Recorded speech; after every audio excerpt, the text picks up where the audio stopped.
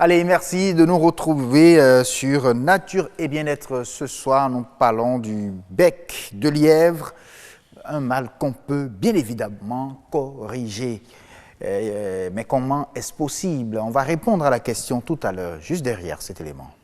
La fente labiale et la fente palatine, deux malformations faciales formant le bec de lièvre, une affection congénitale qui touche le fœtus de la femme enceinte. Derrière cette porte, une victime de cette maladie bénéficie d'une reconstitution complexe par des chirurgiens et médecins qualifiés.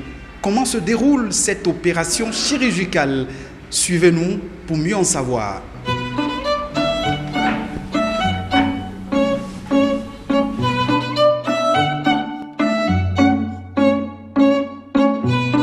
Le patient est un jeune garçon âgé de 16 mois. L'opération en cours porte sur la fente palatine. La fente palatine empêche de manger bien, de parler bien et de respirer bien. Parce qu'il y a toute une sorte de pression qui vont changer dans la bouche et au niveau de la bouche et du nez. C'est une intervention qui va durer à peu près 1 heure. La finalité de l'intervention, c'est de rétablir la continuité du palais.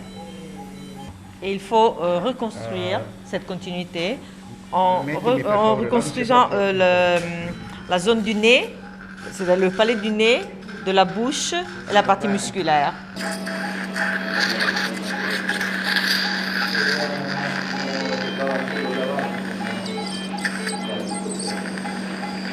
Surtout, on utilise des ustensiles particuliers et petits de dimension, parce que l'enfant est petit, c'est pas un adulte. Et donc, même les outils sont très, très particuliers. À l'entrée du bloc opératoire, l'impatience se lit aisément dans les regards des parents du patient. La maladie, là, on a constaté ça à sa naissance. Ça n'a pas signalé lors des échographies. Donc c'est à la naissance qu'on a constaté sa maladie. La première opération a été un succès. Je sais que la deuxième aussi, ce sera la même chose. À la fin de cette opération, j'attends que l'enfant soit en bonne santé pour que moi aussi, la maman, j'ai une paix, le bonheur d'être mère. J'attends la joie. Une joie que Dame Azizatou recherche en quittant le Gabon pour faire soigner son fils au Bénin. L'opération chirurgicale prend fin. Pédiatres et chirurgiens se réjouissent. Le succès de l'opération détend les parents. Néanmoins, elles devront attendre quelques heures pour retrouver leur fils, car le convalescent est toujours en observation. Pendant 1 semaine d'opération chirurgicale, les enfants atteints du bec de lièvre seront traités. C'est un grand soulagement pour les parents de voir le visage de leurs enfants complètement refait. D'autres attendent leur tour. Comme quoi, c'est bien évidemment possible de corriger donc, le bec de lièvre. Merci beaucoup à vous, Patrick Adiabodou, pour cet élément. On revient en plateau avec le professeur Michel Armand Fiobé, il est chirurgien pédiatre. Bonsoir, professeur. Bonsoir, monsieur. Merci d'avoir accepté notre invitation. Merci, monsieur le journaliste. Heureuse Danondé. Assume Gabar. Bonsoir. Bonsoir. Très heureux de vous retrouver sur ce plateau. Je le suis encore plus. Puisque vous êtes venu avec une très bonne nouvelle. Effectivement. Pour les téléspectateurs. Et oui, une très bonne nouvelle. Et le confrère, mon collègue déjà, Patrick, l'a dit, il y a d'autres personnes qui seront opérées comme celui-là qu'il a pu avoir dans son élément. Et c'est grâce à une initiative des médecins, je dirais, volontaires. Nous avons le professeur ici sur ce plateau qui est le chef service de la chirurgie, de la clinique chirurgie pédiatrique, voilà, du CNHU. Ils ont une très bonne initiative. Traiter, je dirais, opérer ces malades-là gratuitement. Wow. Gratuitement, opérer ces enfants-là qui souffrent du bec de lièvre. Mais c'est quoi la maladie? On va avoir tout ce qu'on appelle généralité dans notre jargon de cette maladie-là. Alors, professeur, dites-nous tout sur cette maladie-là. Qu'est-ce que c'est? Merci, madame la journaliste.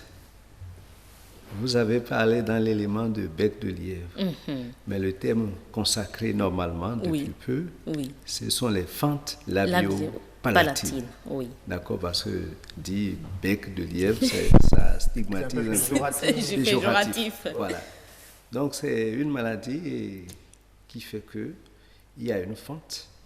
Hein, les lèvres ne sont pas fermées, les lèvres supérieures ne sont pas fermées, ça reste largement ouverte. Ça peut être ouverte aussi bien à droite qu'à gauche. Et là, on va dire qu'il y a une double fente. Un peu comme les images que le réalisateur nous a envoyées tout à l'heure là même. Oui. Et cette fente, non seulement ça peut atteindre donc les lèvres, ça peut aller au niveau osseux. Donc ça peut atteindre le palais osseux. Là, au fond. Au fond, totalement au fond. Et quand c'est comme ça, c'est encore... À part la laideur qu'on voit à travers les fentes labiales pures, quand le palais s'associe, ça gêne. Ça gêne la déglutition. L'enfant ne pourra pas bien manger. Il ne pourra pas s'exprimer plus tard si ce trou-là est laissé bien. D'accord, mais qu'est-ce qui cause la chose où il y a des facteurs de risque? Qu'est-ce qui en est la cause? Dire exactement qu'il y a telle cause, ce serait un peu trop aller en besogne, mais il a été retenu que habituellement, dans toutes les malformations, le fait des unions tard, c'est-à-dire des gens qui se sont mariés à des âges très avancés, ou bien des gens qui ont eu des enfants tombés enceintes à un âge au-delà de la quarantaine, oui. Ou bien les filles mères peuvent faire des enfants malformés. Donc, si je comprends bien, une grossesse précoce et une grossesse tardive, déjà à partir de 40 ans, peut être la cause. Peut être valablement la cause. Ça, c'est connu, c'est commun à toutes les malformations que nous rencontrons chez les enfants. Et il n'y a pas possibilité de détecter cela déjà pendant les échos. Il y a la mère du patient opéré qui a dit que ça n'a pas été constaté lors de toutes les échographies réalisées pendant sa grossesse. C'est pas possible, c'est pas détectable avant. C'est bien possible de détecter ce mal avant l'accouchement. Déjà à partir du deuxième trimestre de la grossesse, c'est très bien possible. Si on va faire son échographie chez un vrai spécialiste. Parce qu'il y en a qui ont la sonde en main, très facile à manipuler, mais qui en réalité n'ont pas beaucoup de bagages. D'accord. Et je tiens à dire aussi que l'échographie, c'est un examinateur dépendant. Ce n'est pas l'appareil qui donne le résultat, mais c'est celui qui est assis devant, bien sûr. Il faut un appareil performant. C'est l'échographiste, c'est-à-dire le manipulateur. Ça peut être un médecin, comme ça peut être un technicien, qui s'y connaît, qui est assis devant et qui manipule. Lui pourra vous dire, votre enfant, c'est sûr, il y a un problème, je n'ai pas vu ses lèvres en bonne forme. Il peut le dire. C'est pour ça que quand on a normalement une échographie à faire, il ne faut pas aller chez le tout premier cabinet qu'on a trouvé. Il faut aller dans de bons cabinets, tels que par exemple venir au CNHU, aller au Chumel, voilà. Mais lorsque le mal n'a pas pu être détecté avant la naissance de l'enfant, l'enfant est né, quand est-ce qu'il faut s'inquiéter et chercher à faire une opération, ou avant même l'opération, il y a une autre possibilité? Bon, avant l'opération, ça dépend de la sévérité. Dès que ça se voit, le diagnostic est évident. Sauf pour la fente palatine plus isolée. Donc l'autre est évident dès qu'une maman ou l'agent de santé constate que voilà l'enfant, l'envoie chez les spécialistes. Les spécialistes sont au CNHU.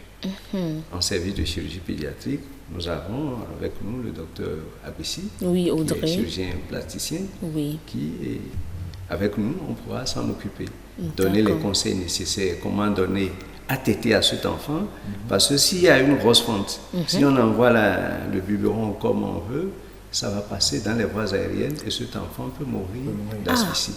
Donc il y a une manière particulière de nourrir ses enfants à partir du biberon. Donc dès qu'on constate, il faut aller chez le spécialiste. Il faut l'amener à l'hôpital, au CNHU, aux jumelles. Et l'opération peut se faire combien de temps après la naissance de l'enfant? Bon, habituellement, oui. Et ça dépend de chaque équipe. Mais ce qui est en vogue actuellement, il faut que l'enfant ait au moins 6 mois. Au moins 6 mois. 6 mois. D'abord. On commence vraiment par le prendre en charge dans notre milieu. Parce qu'un enfant il a peut-être d'autres malformations que vous ne savez pas.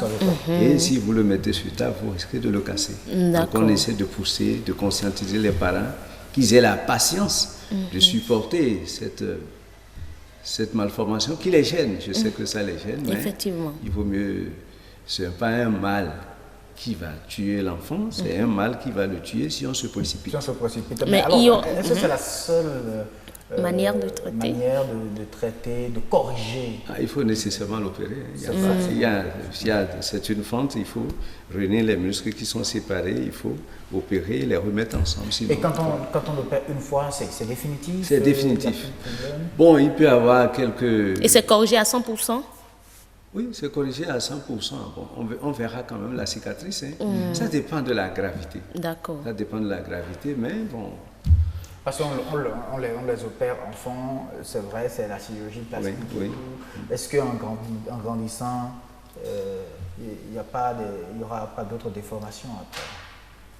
Il peut en avoir.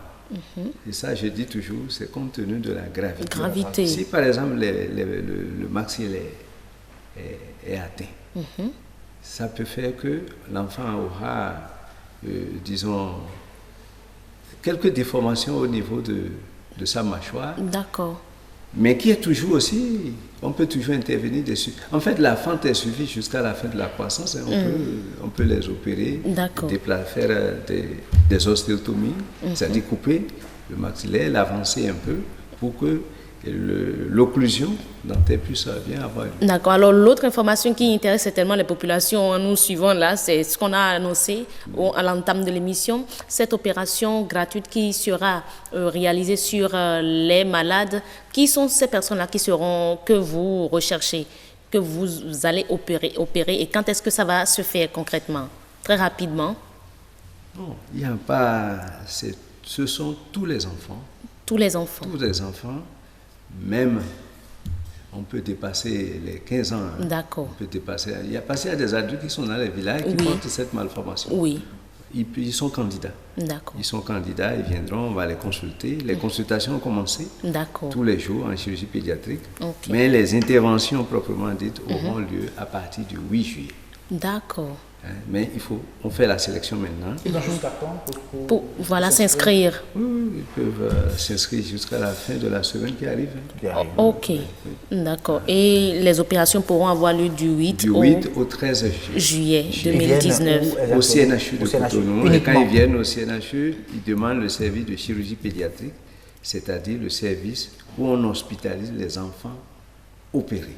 D'accord. Il y a la pédiatrie générale à part, mais il y a le service de chirurgie pédiatrique. Service de chirurgie pédiatrique. C'est là il faut aller, au CNHU, pour s'inscrire. Merci à vous, chers médecins, qui êtes volontaires et qui acceptez agir, faire des actions sociales, des œuvres sociales pour nos malades sans aucun sou.